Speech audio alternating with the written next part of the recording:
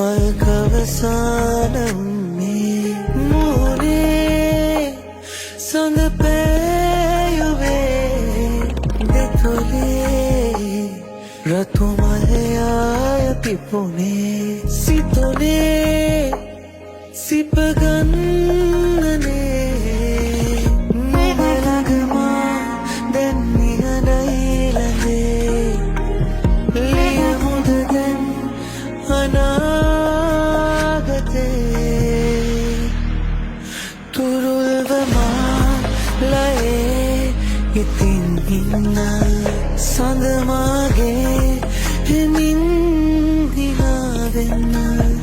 එක දවසක්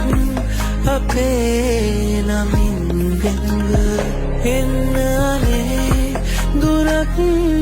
පියාඹන්න